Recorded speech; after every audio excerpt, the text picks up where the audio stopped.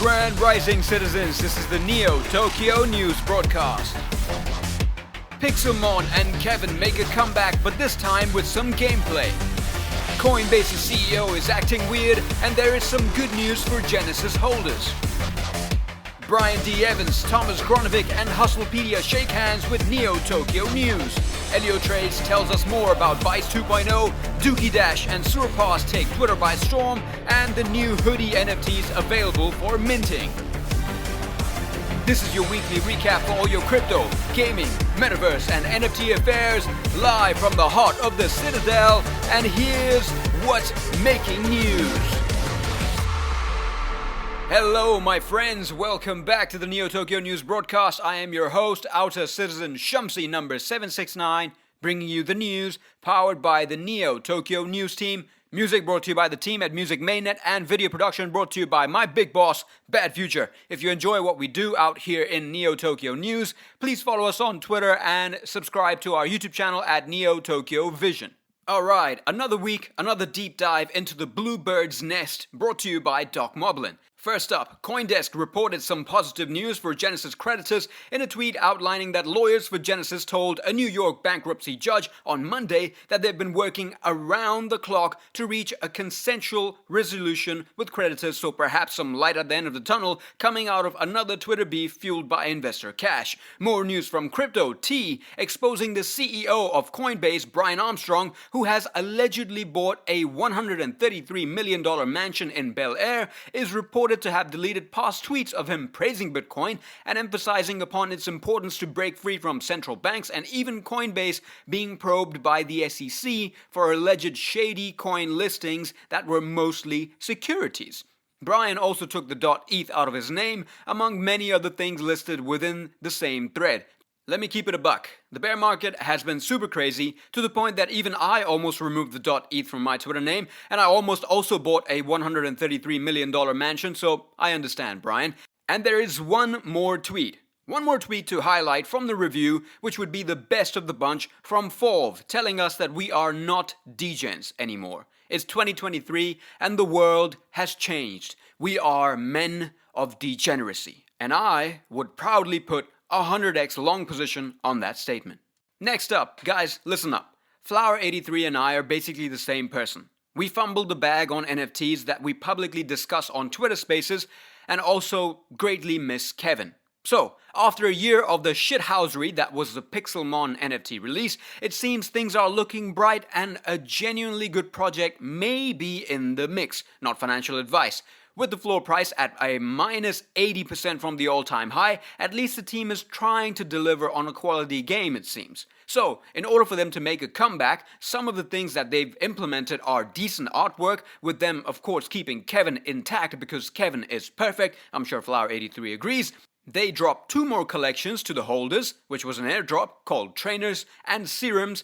There was a blog release to keep the community regularly updated, and also the fact that the game in development is kinda looking good, to be honest. So Flower thinks that they look like they're actually building, and the results shown so far may be enough for them to make a comeback. Not financial advice, read more in the article. And now, when you walk inside the kitchen that is called NeoTokyo News, we usually chef up something very, very delicious for you, and this week was no different.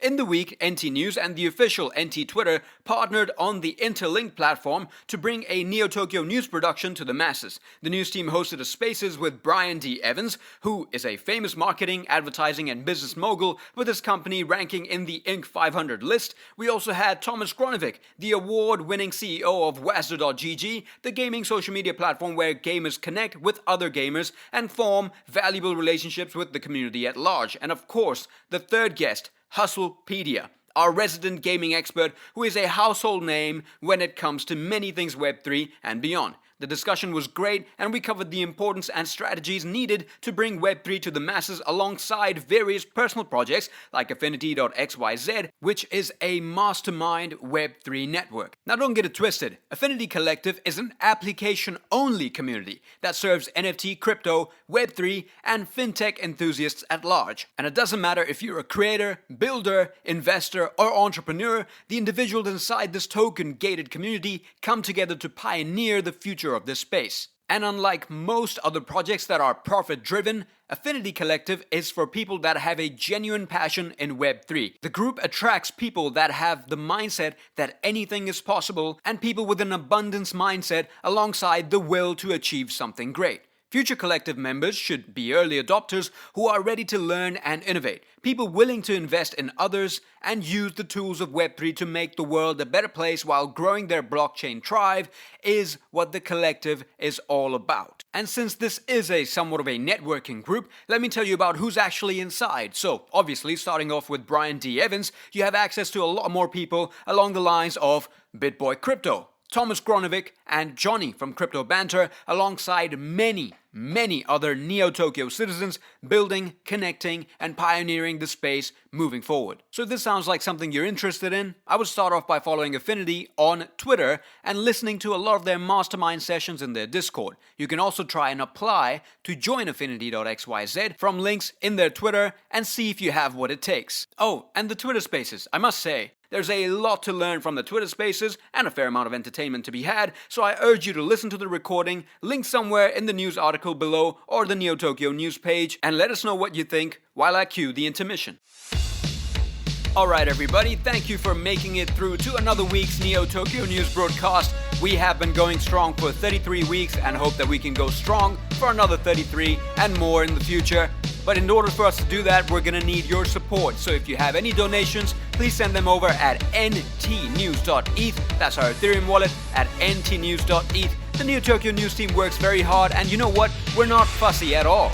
We can take Ethereum, USDC, even ENS domains if you want to donate some ENS domains. As you know, we have a lot of Twitter Spaces on our channel, so if you wish to donate some ENS domains for us to give away during one of those Twitter Spaces, dial ntnews.eth and send them over to our account. With that being said, thank you everybody for your support. Now let's get back to the show. Next up, brought to you by Phoenix Down. During this week's town hall, Firestorm brought up the topic of Bytes 2.0, which at this point seems like a bit of a myth like Bigfoot or the bull market. He mentioned that he would leave the bulk of the news announcement up to Elio Trades, and less than 24 hours later, the sus builder had this to say. He began by saying that Bytes 2.0 had been complete and is in auditing and testing since Q3. He mentioned that the reason this is taking so long is because B2 is by far the most complex staking product that the crypto world has ever seen, and the amount of combination possible making this a wonder to behold. With that being said, the added complexity also comes at the cost of added risk, and hence the extra time taken to launch. Elio also stated that they found a wallet-draining bug, among many other things, in the process of auditing, and hence Bytes 2.0 shall take a minute. You can read more about the details of Elio's response in the article linked below. Next up, the world famous NFT Tuesday, brought to you by Flower. Flower tells us about the Sewer Pass NFT, which is the NFT that allows you to play the Dookie Dash game launched by YUGA Labs as part of their skill-based mint. The speculative sales quickly generated more than 4,000 Ethereum in total volume, which is more than about $6 million, within the first few hours of the launch. The scores that players earn will be incorporated into a large game titled Chapter 1, and we've seen apes playing the game all week trying to one-up each other's high scores, much like we did in Codebreaker, and might I add, NeoTokyo did it first. Now, like many others, if you're also thinking that it would be nice to have a discussion on the importance of acknowledging that NeoTokyo did the skill-based mint process first, there's a link in the description waiting for you to take you to the Twitter Spaces that covers just that. More from NFT Tuesday, Art Gobblers continue their downtrend after an overall decrease of more than a 90% drop from their all-time high of 23 Ethereum.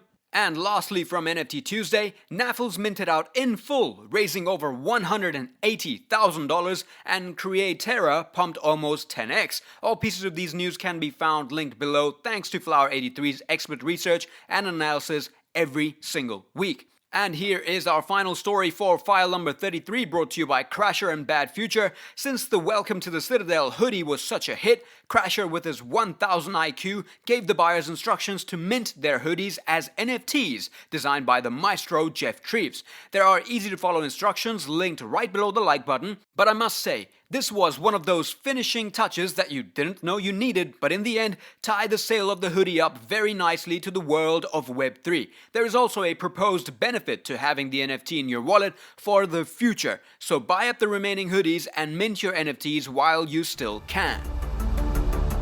And that is all for this week's show, everybody. My name is Crypto Shumsy. We have music production brought to you by Music Mainnet and video production brought to you by Bad Future. We hope you enjoyed this broadcast and look forward to serving you day in and day out. And until next time, data streams connecting our minds, tying NeoTokyo together.